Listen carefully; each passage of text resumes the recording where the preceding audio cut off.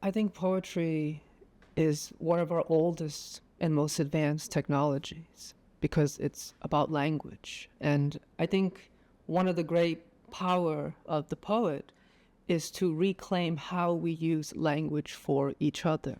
And I think so many of us often, the cliche is that we should call our mother. We should say hello to our mother. But what happens if we spend an entire lifetime saying hello, how are you, and yet we don't answer that crucial question? How often we talk on the phone and we just talk about the weather. How are you? Great, fine. In these instances, language fails us. It gets in the way of each other.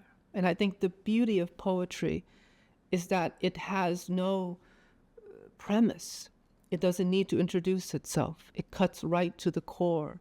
When you open a poem, no one is clearing their throat. When my mother passed in 2019, my whole life kind of contracted into 2 days. Today, when they are no longer here, and yesterday, the immense, vast yesterday when they were here. And I think the beauty is that we are all going to lose our parents. And in this sense, death is the truest thing that we have because it's the one thing that binds us together. It's one thing that we're all heading towards. You know, we live these busy lives and we spend so much of it trying to turn away from death.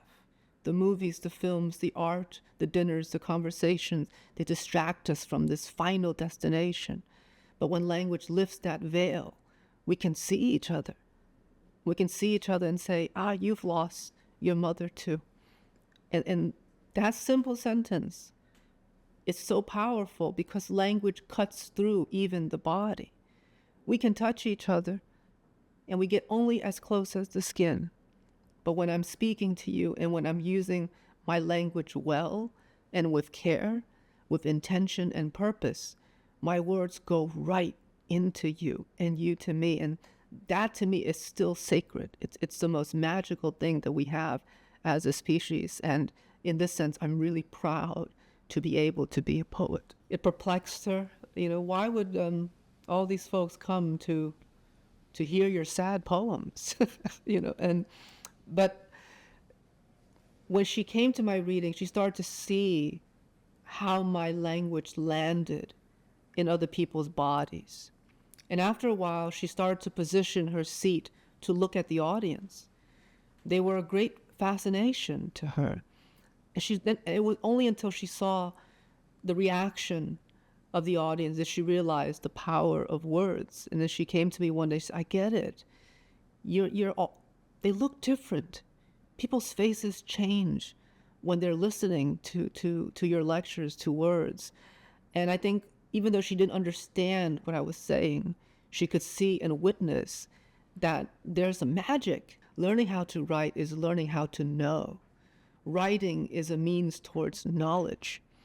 And when you have knowledge, you start to have power and agency in your own life.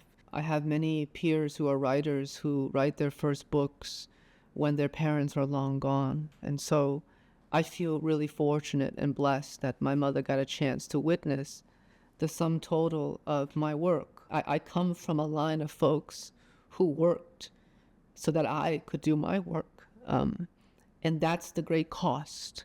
It's expensive to think. It's expensive on the soul and the body and the pocketbook to spend your time thinking. And my thinking was made possible by the Vietnamese immigrants who worked in my family to make it so that I can think.